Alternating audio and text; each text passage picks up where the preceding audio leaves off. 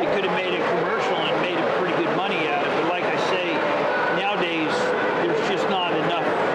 There's just not enough people in the industry to manufacture stuff like this.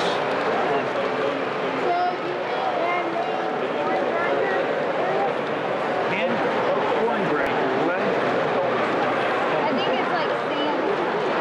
Well, this is actually ballast from the woodland scenes, plus a few other chunks that just roll down there. It's always interesting when a spider web comes out.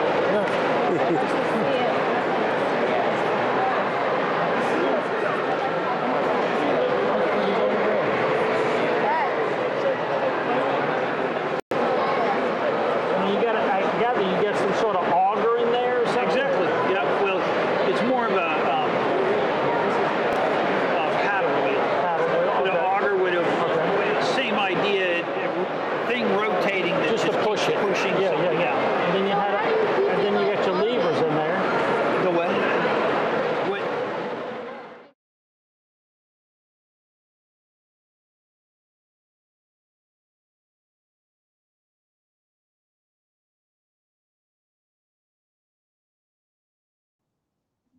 Okay.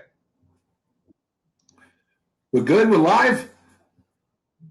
Hey, good evening, everybody, and welcome to Model Railroading Live, the #1 model railroading hobby show in the world, broadcasting live from the greatest city in the world, New York City, folks. And today is January 29th, 2020, and we're continuing the series of Bigger is Not Necessarily Bigger. Now, to recap, we had our first show last week with Andy and myself, kind of introducing what we were doing with this show, with this series. It's a 4-part series. And last week we kicked it off, and we're going to do the peninsula. On my layout, it's going to be the module, and it went from the scenic divider to a lot of yard to a straight stub-in yard. And we got some video. Are we going to run that video tonight, John, by the way? Second. No, don't worry about it. We can do 2x2 next week, or, whatever. Okay. Well, anyway, just to recap, Andy and I were talking about bigger or better. It's not necessarily better. And basically the concept is that, we all want the bigger, better deal, the BBDs, as we say.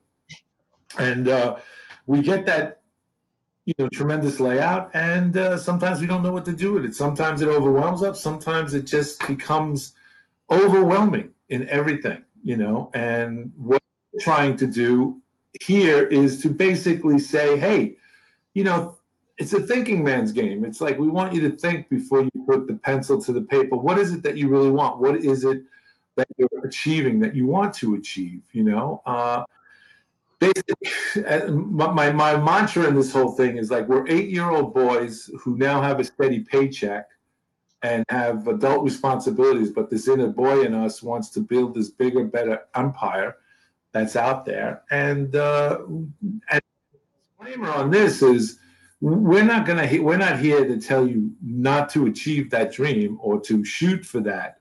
That's absolutely not what we're trying to do here. We're not trying to tell you to build that bigger, better layout. We're not. What we're saying is that sometimes we get into the endeavor of building that. We finally get the room. We finally get the time. We finally get the finances together, and we go ahead and build it. And then we realize, uh-oh, what did I do? How did I do it? Why did I do it? How come it ain't working the way I thought it was supposed to work? And what can I do? And sometimes what happens is, what can I do? We tend to walk away from it, leave it abandoned, and not do anything about it. So tonight is the second part of our series, and tonight we have our special guest with us, Mr. Bill Baronic. You all know him as the track planner. We've had Bill on the show before, talking about various stages of track planning and what he does, or what he does. That's what he does. He does the track planning. But we just want to state that, from the beginning. Hey, good afternoon, YouTube viewers. This is Big. I'm going to say this throughout the whole video, is that Mr. Baronic has a business. It's called The Track Planner. It's www.thetrackplanner.com, where you can go and look. But Mr. Baronic, Bill, you can ask Bill questions. If you're planning a layout, if you want to do a layout and you have some questions, he'll be more than happy to, he's told me, he'd be more than happy to answer them for you. And that's the reason why we asked him to be a part of this show and this series. And he's going to do the second part. He's in the second part of this. And my esteemed colleague, Andrew Crawford, is with us as well. And producer and director tonight is Johnny Reb, doing a fantastic job as always. So with that, thanks, Bill, for coming aboard. You're welcome. Okay. Okay. I'm sorry, John, I missed that. Oh, you want to play the video? Well, why don't we play the video, the second video, and then we go from there. So it gives us some sort of a base. You know, the first one you saw when I introduced, just before you play it, the first show, and if you go back to the archive on the show, you'll see where I played it, and I'm talking about how I'm dismantling that peninsula. And so this is the second part of that. So go ahead, John, roll it away.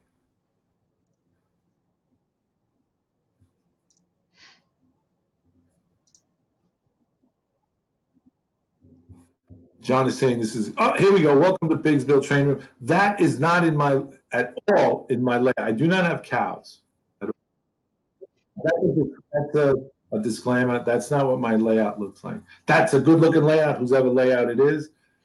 God bless you. But that's not.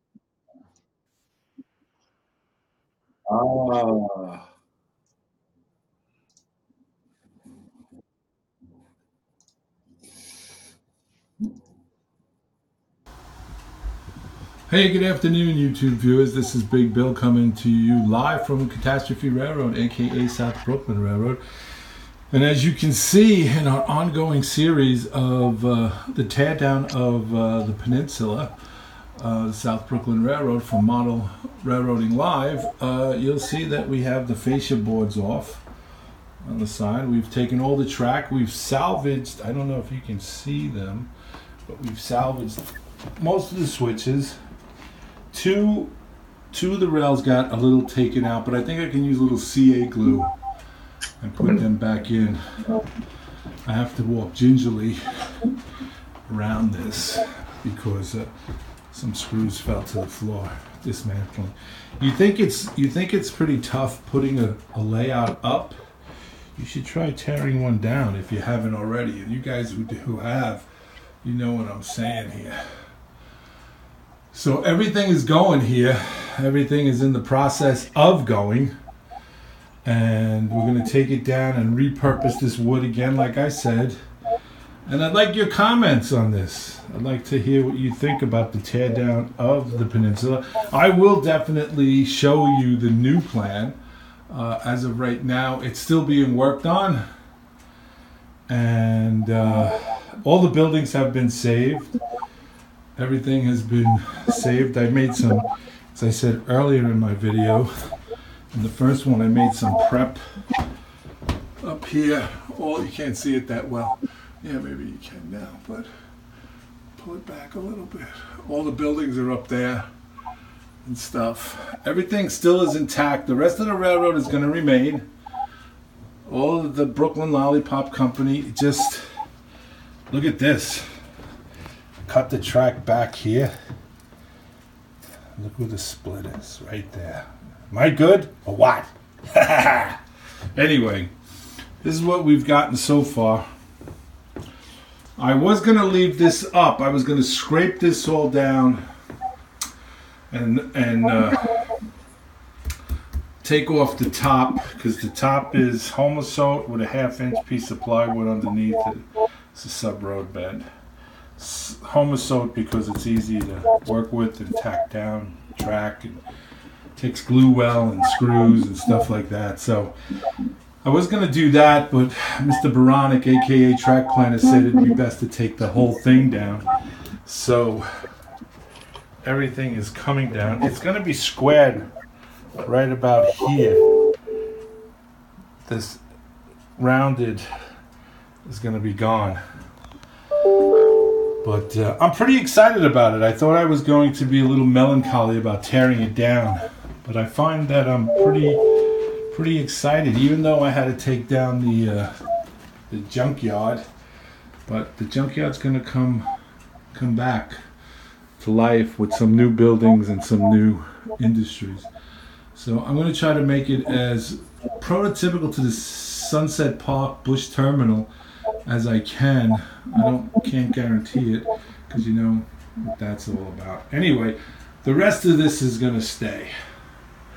The rest of it's going to stay, and we'll have more on this as we go along. So thank you very much for this. This is part 2 of a series from Model Railroading Live of Who's Big Bill Talking To. Obviously, I'll be talking to myself, and hopefully you'll be asking me a ton of questions. And we'll see where it goes from there. In the meantime, you take care, God bless, and we'll see you guys on the radio. Bye-bye. Oh, yeah, that was this. I know the sound was a little muffled, and I do apologize for that. I was shooting it with the iPhone. That's the only equipment I have. So basically, that just showed that I tore it all up, and we were in the process. Bill was in the process. I reached out to Bill in regards to this idea of formatting this new layout and this new change and everything. So he was in the process of working on a plan. You know, Bill, I wanted to ask you something in regards to this. And a lot of guys, I've been seeing a lot of guys, is one of the things, the questions you ask in regards to when you're starting a project or someone reaches out to purchase your services is, what kind of a railroad do they want? Yeah, before I do that, I want to go back to that video. Sure, I absolutely. think there's an important thing there. When you started this, you and I discussed, and I remember you said to me, I'm going to try to repurpose that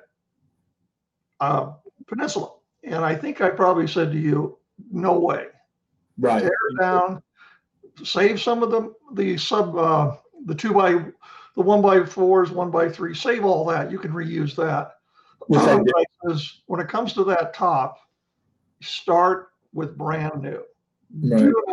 Do not try to repurpose some of that, especially the Homosote and the plywood. It's you think you're saving money, and you're probably saving a couple dollars, but boy, you're sure not saving any time, and you're not going to have nearly as good a job. You're not going to do nearly as good a job.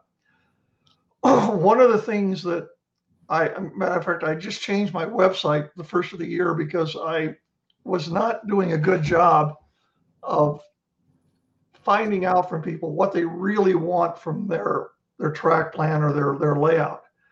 And I've kind of broken it down now into 2 categories.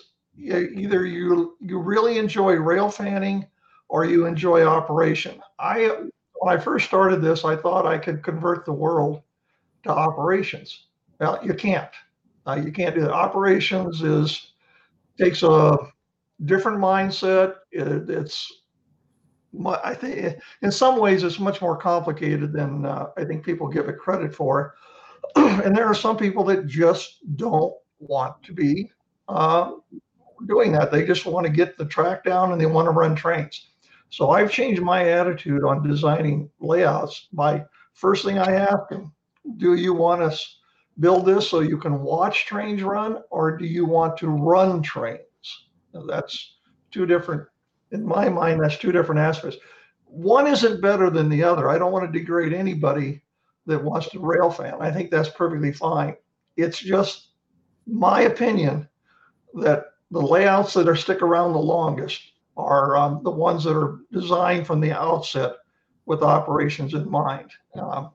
Best example I've got is I operate on a layout out here in Colorado that is 35 years old, and all hand laid track and everything. It hasn't changed in 35 years, and the operating sessions are basically the same as they were 30 some years ago. Now, I don't think there's a whole lot of 30-year-old rail fanning layouts still around there. So that's kind of my little pitch for the operating side of it. That's my main concern, Billy, is what do the people want? Do they want to watch trains, sit back and watch trains? Is that what they enjoy doing, long trains? Or do they want to operate the trains? Yeah, this is true. Ralph Renzetti has a question. He said, Bill, what was the purpose of the low bench work and then high rises? Well, what happened was when we originally built this, that last scene where you saw where there was a window. It came up 30, I think 32 inches. I'm not sure if I'm correct. It's 32 inches under the window. And I was in the process of building the skeleton of it, the bench work. I informed Bill that I made it 32 inches, and Bill absolutely, and this was after it was all built. The structure this was all down and everything. Bill said, I said, oh, I have it 32 inches or 38 inches. And he said, no. Once again, like I said last week, the stern dad, the dad that comes in and says, what did you do? Son, what did you do? He said, Bill, you have to have it up at 40, I think he said 42 inches, right? 40 to 45. Right. So we had to build those rises to bring it up. That was my project that night. I had to cut all the wood and to make the rises to bring the layout up to where it was easy. And once again, it made sense because I wasn't bending over, hurting my back. So, this layout was a labor of love, and it was something that I wanted to do. And I'm using it as an example because it truly is something that, these were discussions that Bill and I had during the course of this, and some of those conversations were lengthy, and some of them were, to the point. I think they were, they bought it on emotionalism. Not that I was like crying or anything like that, but I was telling Bill, like, I don't know what I got into here. This is really big. This is really, and he stated from the beginning, it's going to be overwhelming. You got to approach it in a sense that it's, you got what you wanted now. What are you going to do with it? And I think that's, if anybody's been watching Rainbow Bell lately, he recently did a video, a recent update on his blog where he had put it all together, and he's, now he's basically scratching his head and saying, did I go too fast? Did I go too soon? Am I too big? Am I too small? What have I been doing? And he mentions us in his blog series, but it's an interesting series. It's an interesting series. Well, the thing that you did, Bill, that at least helped me, which doesn't happen all that often with clients, you've had a pretty good idea of what you wanted this layout to be. You wanted it to be a grimy industrial railroad. Okay, that's basically all I had to know was, okay, that's fine. That's what we use as the impetus to do this.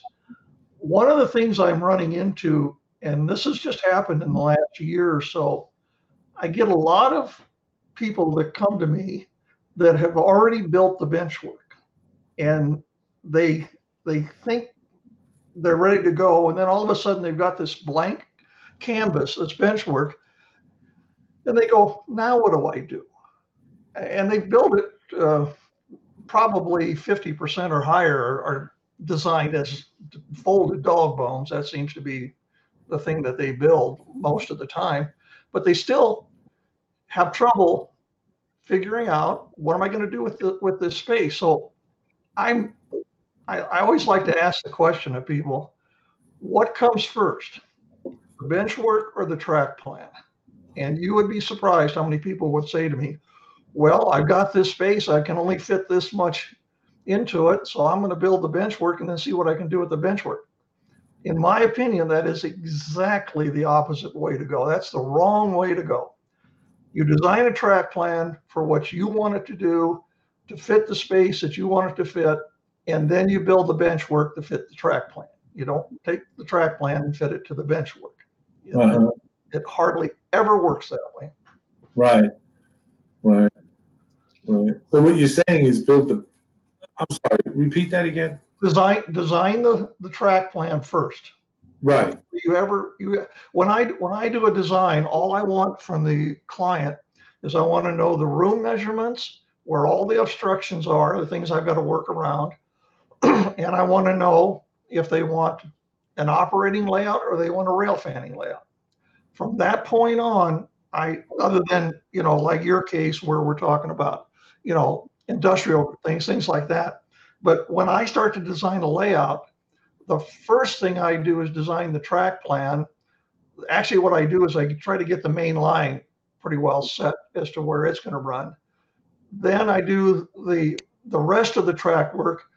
Usually I don't even begin the bench work till maybe 5-6 hours into the track plan. I don't really care what the bench work is going to look like. I'm more concerned about how's the track. Is it going to get together correctly? Is it going to do what the client wants it to do? And that. And I just, the people that get a hold of me that already have the bench work, I have to say to them all the time, I said, listen, and I chase business away once in a while, but a lot of these once I get with the existing bench work, they can go out on the internet and they can find dozens, and I mean dozens of track plans that'll fit their bench work. They don't need me. They can find a track plan that'll fit. But sometimes people think I've got the magic bullet, that I know something that nobody else knows. And believe me, that's not true at all. I think that comes from a historical standpoint, and I think that would have been historically accurate. If you go back to the way model railroading was done in the 50s, because I've got a bunch of those old model railroaders, and everybody built a table. And ultimately, you could build a table and then figure out what to do on it. Many people did that. Remember that book that Lou Sassy, I think, or Gordon Odegaard wrote, the small layout you could build? He just figured it out as he went along. But if you say that your size has to be a square, 4x8, then yeah, the sky's the limit on where you can go. But modern designs, like what you're doing, that has come about and become popular in the last 20-some years, has an entirely different onus on it. Right. And I agree 100% with your, obviously, there's only one way to do it these days, the way you're doing it. But I think that idea comes from a history. So the armchair guys that have been armchairing for many, many years and have decided to build, they probably got some of that stuff still stuck in their head from legacy. Well, don't you? Before you answer that, it just says, like Chris Rood says, it is like building a house. You need to plan first before you build it, which is exactly what I think that we're trying to achieve here is the plan. But what is the plan? What are we fitting into this plan? Like I said, some guys want to have from Chicago to Los Angeles with the Rocky Mountains and parts of the Canadian Rocky Mountains in it, and they want to run long 100-foot trains. What's the story there, Bill, which is a really good story, because I had a gentleman get a hold of me who wanted to do a railroad that ran from Milwaukee, St. Paul to Kansas City. And he wanted Kansas City and he wanted Minneapolis, St. Paul, in it. And he gave me a space, and it was in N-scale. And I think it was N-scale. Anyway, I says, you can't do it. I said, there's no way, shape, or form can you do this and that. So what he finally did, and he listened to me, and it actually turned out very well. We took and made Minneapolis, St. Paul staging on one end. We made Kansas City staging on the other end. And then we picked out a section of this railroad that was about 60 to 80 miles long between Minneapolis and Kansas City. And that's what we modeled. And we actually modeled the towns. We modeled the industries that were in those towns and that. And it's an operating layout, but he's got a much more believable layout now by doing that. It's people can look at it. Ralph Renzetti asked, does prototypical or freelance have anything to do with your planning, or does that change things? Well, some of the questions on the questionnaire are, do you want to do a prototype railroad? And if they do want to do one, matter of fact, I got one here right now that a gentleman in New York, in Delaware, first one I've ever had from Delaware. I said, do you want to do prototype railroads? What he writes to me is he says, yes, Eastern region. That was the first thing. Well, my gosh, and it only takes up, how many thousands of square miles. Then he put Pennsylvania Railroad. Well, can't have, that's the biggest one in the east there. I mean, what are you going to use there? Then he says B&O, Reading, and possibly the New York Central. Okay, well, let's pick one. Let's do one. Let's don't try to, because first of all, he doesn't have the space to do it. And that's what I'm going to have to go back with him on, is say, we've got to narrow our focus here. We've got to really narrow things down. And it's not something I want to save so I don't forget it in the show, because I think it's really, really important. The young people that are in this hobby today, not me, not you, Bill, people younger than even Andy there, they've grown up with DCC. They don't remember when it was DC and you had to flip the toggle switches as you ran the trains and that. This is a whole different world we're in with DCC now. And as soon as dead rail ends up coming around, it's going to change it again. But with DCC, I can do what I do. I can design a railroad, a layout that runs like a real railroad, that operates like a real railroad. And that's why I'm so passionate about the operations side of it. And that, because you really couldn't do it well before. Now there's no limitations on what you can do. Right. Chris Rude says, I'm starting to realize with my own layout design that you can't have everything. That's right. That's exactly right. That's our mantra in the beginning on this first show was you can't always get what you want, but you get what you need. That's the problem. That's probably my biggest problem, is getting people to focus. They want the big picture. Well, don't focus on the big picture there. Focus on the small parts of it there. My railroad that I had before I moved was the Camas Prairie up in Idaho, and I'll guarantee you there's not two people listening to the show that probably knows where the Camas Prairie was, but it was a 300 and some mile railroad. What did I do? And I had a 24 by 24 foot space. I modeled 60 miles out of it. Having 24 by 24 foot space and having a 300-mile railroad, I picked out 66 miles of it to model. Right. That's a good portion. Laser focus, really narrow focus. Yeah. I am RRO.com, Eric Hall. He says, that's the problem. People think it must be a prototype, or it is pounded into their head that it has to be prototype. No. Nothing wrong with a good freelance design based on a prototype. I love freelance. Yeah. Absolutely love it. And I promote it as much as I can in that. I did a layout for a gentleman in Indiana that he built the building, 40 by 35 foot building. He physically built the building. And I depicted from Avery to, I went from Avery, can't remember the other town that I went to up there, Missoula. And in between Missoula and Avery, we put in prototype bridges, prototype grades, prototype roads. And he wanted this thing to be almost an exact replica of between those two towns, Missoula and Avery. The problem was there was 17 bridges in that span. We put 7 on the layout. Okay. But all 7 of them are exactly prototype length of the ones that were on there. I mean, it was crazy how prototypical we got, but that's what he wanted. Right. That's what he wanted. Freelancing is, to me, is absolutely the best. That's the best of both worlds. Pick a railroad and let's freelance it. Another concern that comes into this that we sometimes overlook is the financial concerns or the financial resources. That's right. Because Not only financial, Bill, one of the problems I have, and there's nothing I can do about it. When I someone pays me to design a plan. I produce a plan for them. They have the plan. Everything's right. I have no idea if they can build what I designed.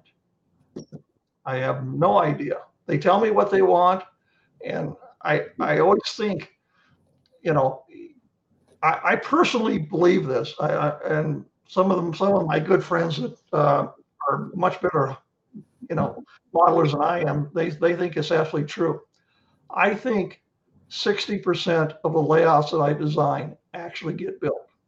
I think 40% of them never get finished. And that because they look at it on the paper, they love it, they think it's great until they got to start putting screws into wood. And then they find out. One of my biggest complaints I get from my clients down the road is this is taking a lot longer than I thought. And, if you don't go into it with the attitude of this is years worth of project. This is not let's get it done in the first 6 months so we can run trains.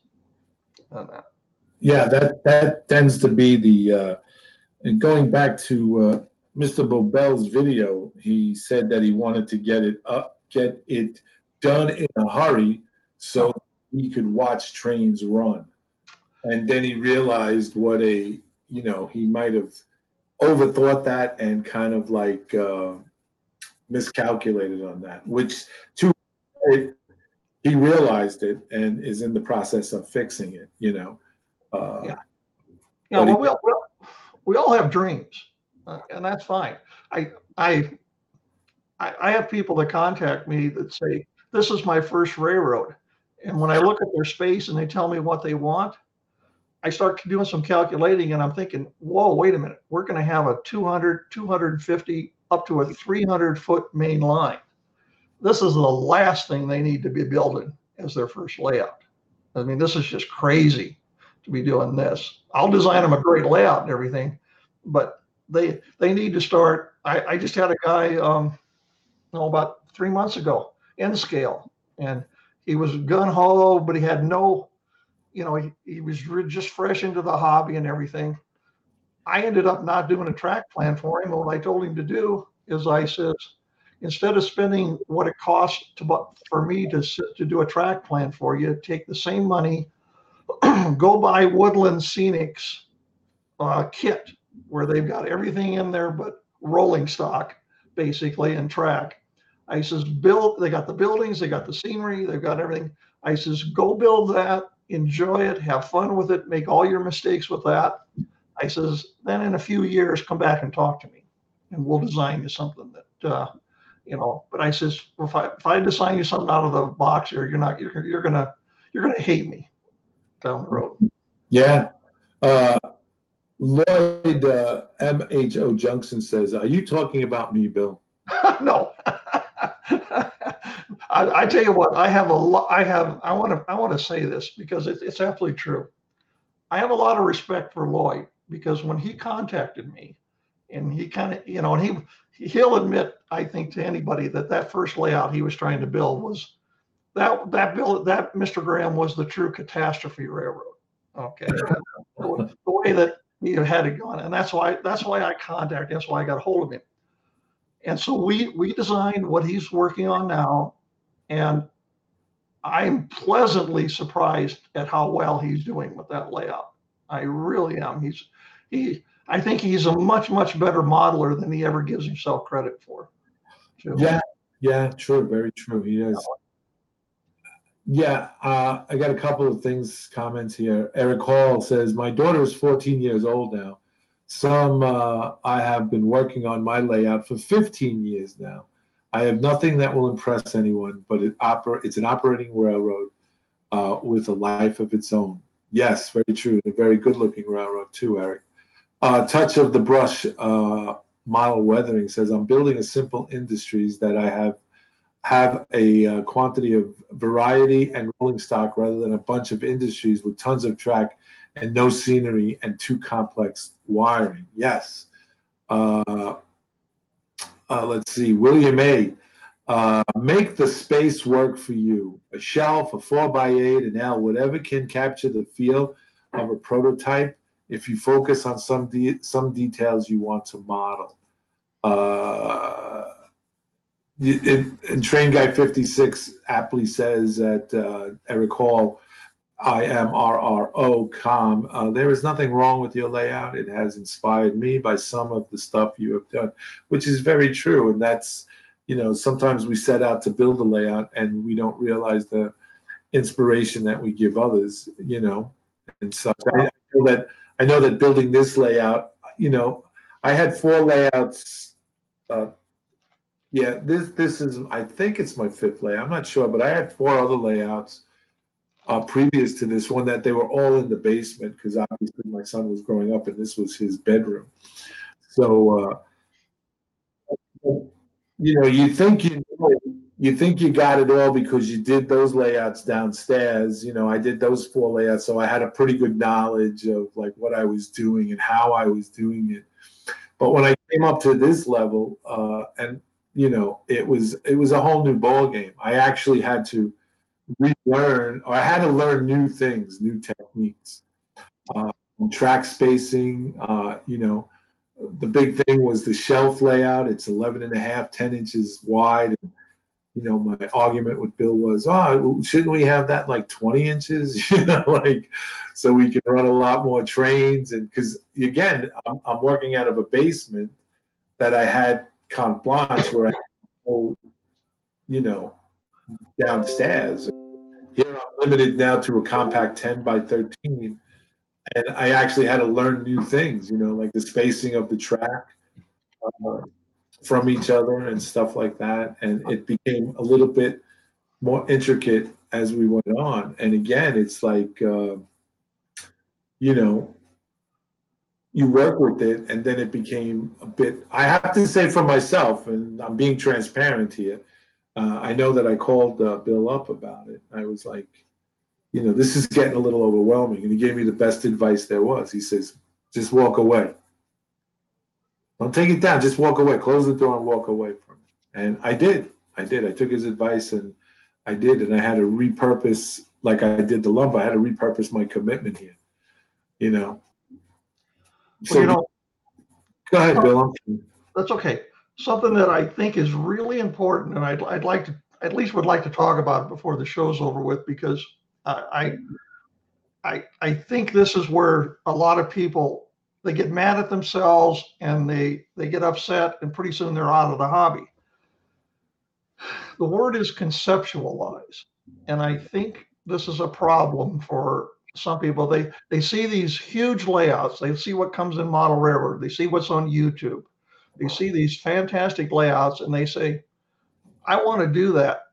They don't really understand what it took to first just come up and conceptualize that design. I wrote an article for the Modelers Journal in their last article about designing how I kind of do my design and going from the old paper and pencil to the computers. And the biggest key was conceptualize.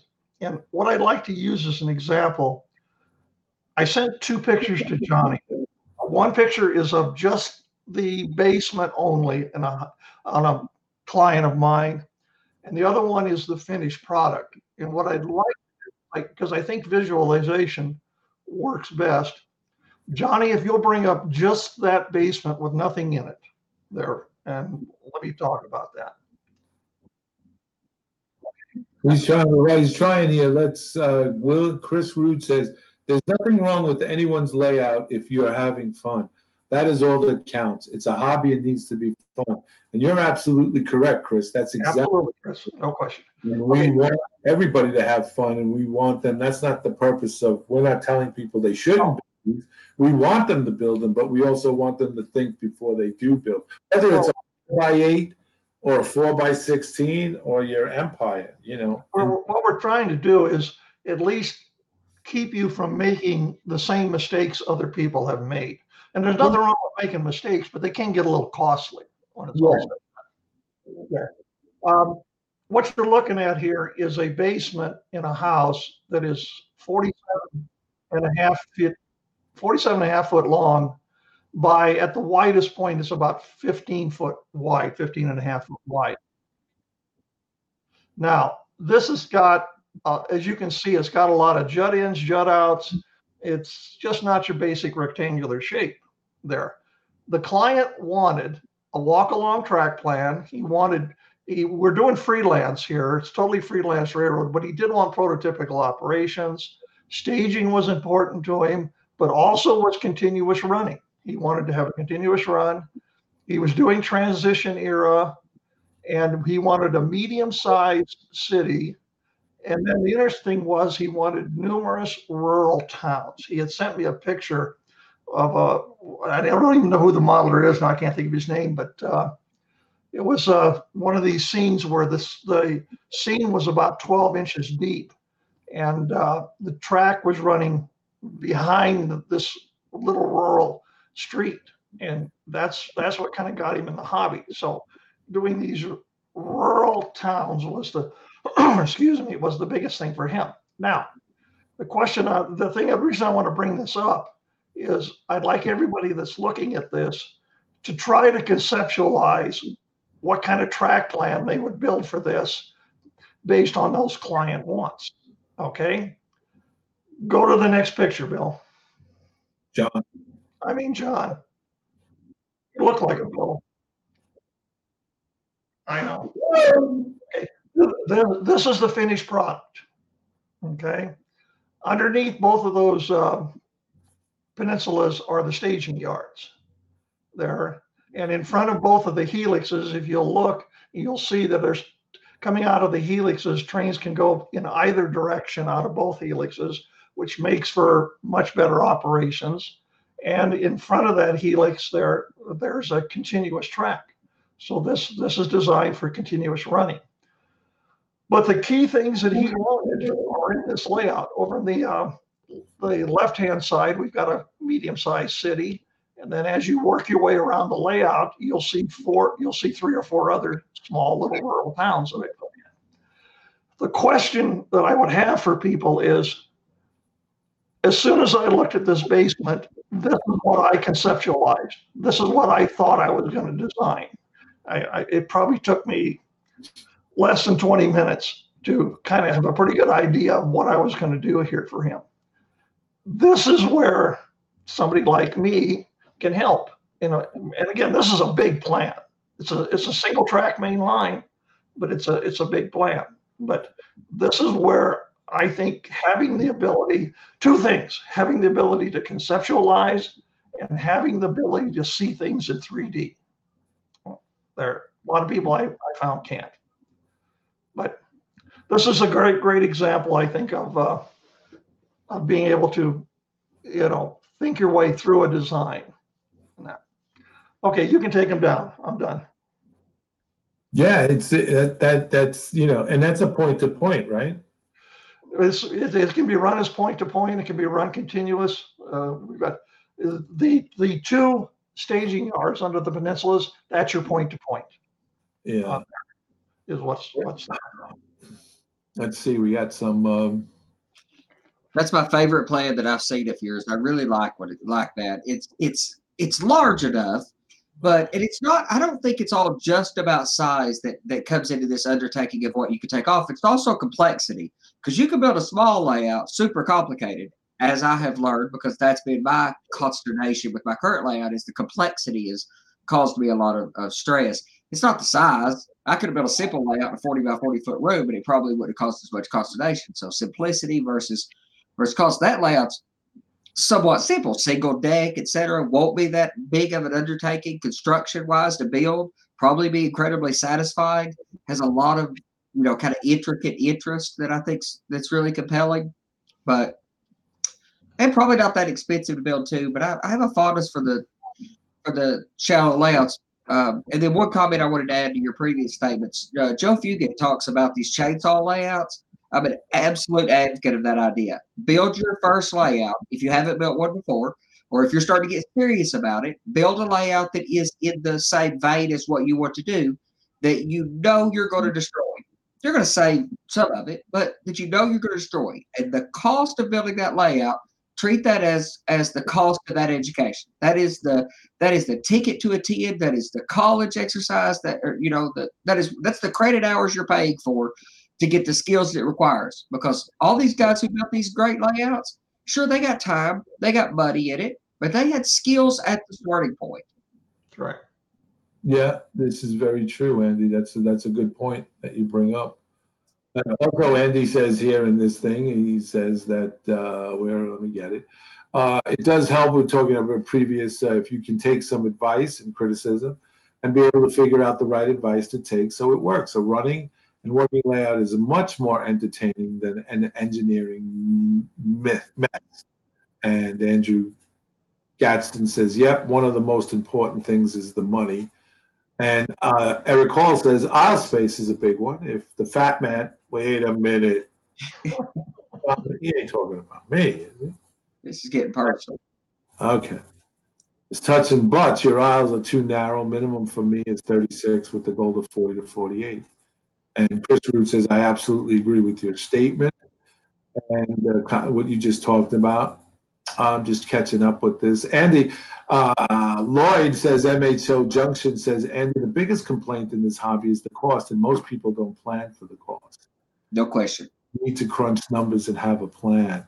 You know, it comes down to, you know, cost efficiency. And I know that when I did this, this layout was a labor of love. This was something I knew I was going to do, so I had planned for this financially. I had set money aside for this. It was, you know, I ran it. I actually ran it like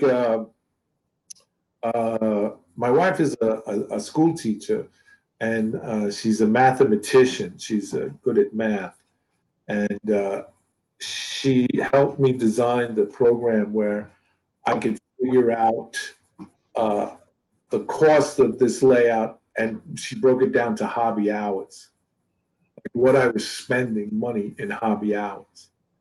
And my cost of my hobby hours was about, at one point, the lowest was about $3 per hour. And then it rose when we started getting into structures, track, and stuff up to about $8 or $9, $10 tops at change per hour of hobby hour money spent. And it went a little bit above that, and it was good. But we plotted it out. She plotted it out, actually. And for the cost of this, for the cost of what I did, and after everything was said and done, it was like a construction thing. After it was all said and done, my wife tallied it all up, and I was $485 over budget. Over budget. And I have to say that there was a considerable amount of money that was put into this endeavor. But it was something I had planned for because I knew it. Whereas sometimes we get into this hobby and we want to do this, and then we have to stop because, you know, we have to work the overtime. You know, One of the interesting things that happened to me not too long ago, I designed a shelf layout for a gentleman in New Zealand. Doesn't have a very big room, not a very big house and everything, but he wanted this shelf layout. Him and I spent more time figuring out the little idiosyncrasies of this shelf layout, how he wanted it done and everything. I actually spent more time with him than it took me to design that layout I just showed you there. And this is because his mind was so, you know, he wasn't obsessive compulsive by any means, but he always wanted to make sure that he knew where we were going and why did I do this and why did I do that, and is there a better way to do it. And the interesting thing was, when that layout got finished, by going through this very tedious process with him, he ended up with a pretty nice shelf layout. And most people think a shelf layout is no big deal. You put down some track, you have some spurs, and you throw some buildings on it. It ain't it. And well, if anybody gets a chance, watch John 2618, John Farrington. He has a great shelf layout. He was on the show. Also, look at Fred E. Fred E. has a 4x8 layout, two 4x8 layouts. He recently started the other 4x8. Very, very intricate track plan, very what he wants to do. And in the next couple of weeks, we're going to have who has two 4 layouts in his garage. that have complicated track plans, and he does industrial switching, which is very entertaining. So again, it's as they say in the old movies, it's not size that matters; it's what you do with it. And you got to know yourself and where you're going to go. Like when I was coming up in the hobby all those years ago, I read about Ben King for many, many years. He was in all the hobby press for a long time. He worked on a 2 foot by 10 or 2 foot by 12 layout for like 50 years. He had built pinhole cameras to photograph it. He scratched about absolutely everything. He built all the rolling stock and everything from scratch. It's a layout. That's why all our layouts are different. They take on the personality of the owner. You've got to know your personality. If you're a spectacularly detail-oriented person, I tend to be slightly, then you probably need to narrow your focus a bit so that you give yourself the room for that personality to come out. But you can spend an entire lifetime building a 2 by 10 layout, or you and a few guys get together and fill a basement in a year. There's every range in between. You got to know yourself to know what to bite off. That's right. Exactly. Yeah, because what does it say? What are the guys are saying here is it's like Chris Root says, like a contractor. You got to take the plan and develop an estimate. Chris, MHO Junction Lloyd says, Chris, you're absolutely right. I was looking at it as a financial planner, LOL. Andy Crawford, who's on this with us, said, yeah, that's what I was thinking, Chris, to bring it back to construction project. They must be planned, but they need to be costed out as well. And James Kalawaski, I hope I'm pronouncing that right, brother. James says, I'm the Donald Trump of Brooklyn. Some of you may agree with that, but don't be going Trump native on me, okay? Don't be boycotting. Don't try to impeach me, okay? Chris Rood, if you're talking about time, then you do a schedule to determine the time it takes to build it. It is done in construction industry all the time. You're absolutely right, Chris. I'll give you an example of that, Bill. That was really interesting. This happened to be another person. I've done 2 layouts for 2 guys in New Zealand, and the other one was an N-scale layout. And the gentleman sent me the pictures of the room, the measurements and everything, kind of told me what he wanted. And between him and I, we ended up with this really, I think, one of my better N-scale layouts I've ever done. It really turned out well for him. Through the whole process, I'm thinking, well, he's getting ready to build this, and this is what's going to happen.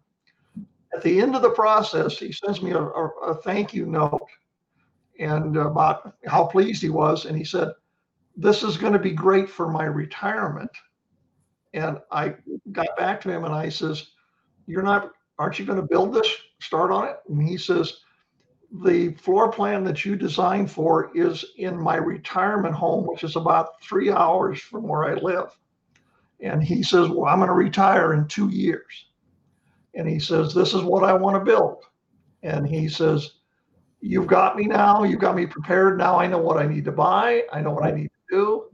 And he says, I'm ready for retirement. He says, that is absolutely great. Absolutely. I thought that was a great idea, Maverick. I thought that was, because the biggest thing we see in this hobby is they do the bench work and then they slap the track down and then they start slapping scenery down and they haven't tested the track. And I use the term bulletproof track, and I don't know that anybody can build bulletproof track, but you can sure build, if you take your time, you can build about 90% error-free track if you take your time. Yes. Andrew Graston says, yes, construction can be broken down in sections, plan each part and finish on and on. Also, he also says real world problems always come up. Sometimes you have to pause on the layout, Bill.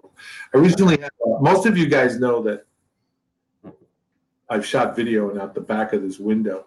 In the back of my house is the Fairview Cemetery. And I had a friend, a guy come and visit me. It's a friend, haven't seen him in a while. And he was in town and he came by. And they happened to have, last Saturday, and they had a procession going on out of the back here. So I looked out and we were talking. And I said to him that, I lowered my head and I was like in total reverence, And he looked at me and he didn't know what to do. And he joined me and he goes, wow, Bill. He says, I didn't think you were, it's just a funeral. And I said, yeah, I'm going to miss my mom a whole lot, but let's.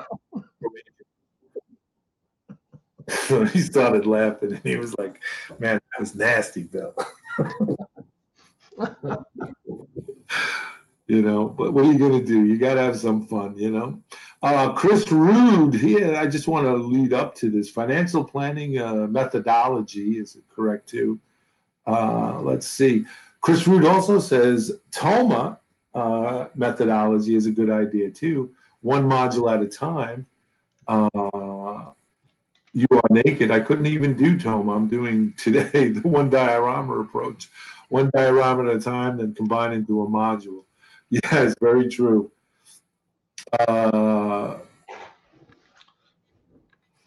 Ralph, I'm trying to see here. Ron Price says that he planned out his money to the side to build a shed, to build a layout, but the one factor he did not count on was that he lost his job in the process, and that sucks. I don't care. That sucks. Getting laid off, losing your job for whatever reason, that just plain sucks.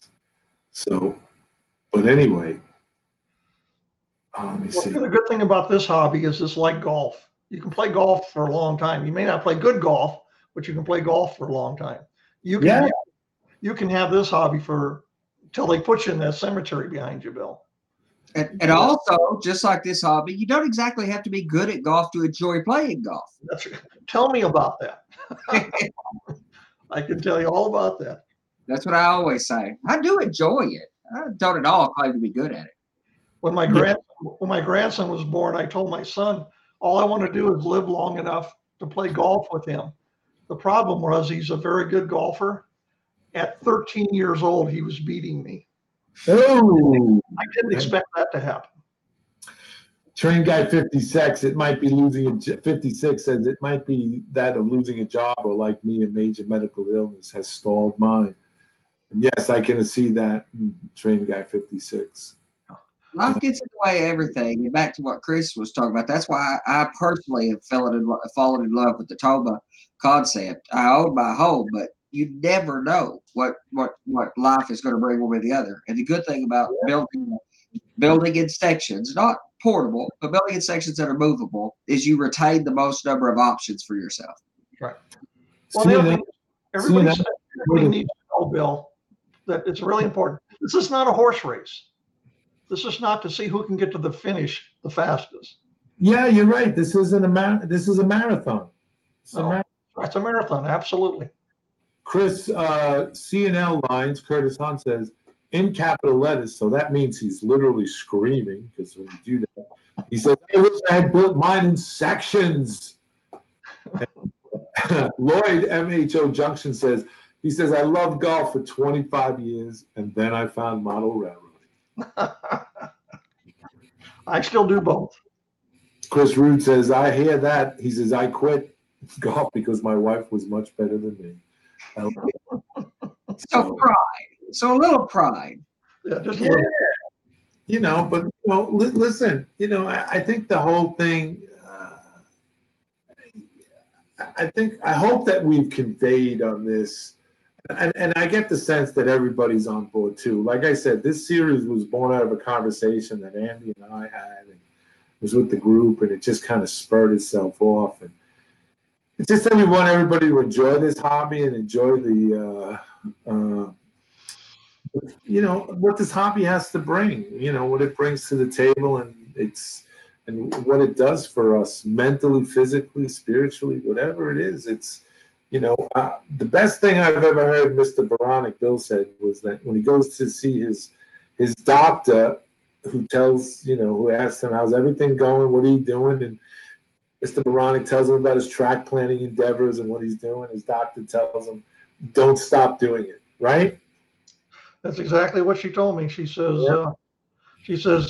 the funny thing was, I was surprised with her. She says to me, I told her what I was doing. So she says, you design model railroads. And I says, yes, I do. She says, for 4x8 sheets of plywood? And I says, no. I says, I'm beyond that. I do them for people that are beyond that stage. And she says, the next words out of her mouth was, do you cut and paste? Which I was really shocked at her saying that to me. And I said, nope. I says, every plan is an individual plan. Everyone's unique. I don't cut and paste anything. Everything goes from scratch. She pointed her finger right at me and she says, don't you ever stop doing those. And I kind of stepped back and I says, why? She says, we're finding out that people who retire or older that go home and start watching the boob tube, she says, watching CNN and Fox and all that stuff, she says, they don't necessarily live very long. Besides, they don't have a very good quality of life. Yeah. She says, by you designing those track plans, she goes, you're wearing out your mind. You're not letting your mind rust out. That's Mental acuity. Yeah, and you've got to maintain it constantly. exactly. I thought that was great advice. I absolutely, and I think we're going to close on that because that is the best advice to have. Bill, I want to thank you very much for being on the show tonight and adding the series. It's always a great pleasure and an honor to have you on. Like I said in the beginning of this video, guys, if you have a question about your layout or you have something, or you're even thinking about having Mr. Baranek design one for you, please reach out to him. He's not gonna, he doesn't charge for questions. He doesn't turn you away. He'll get back to you, stuff like that. And tomorrow night is what's today? Wednesday. Tomorrow night is the 30th. We're coming up to the end of January already.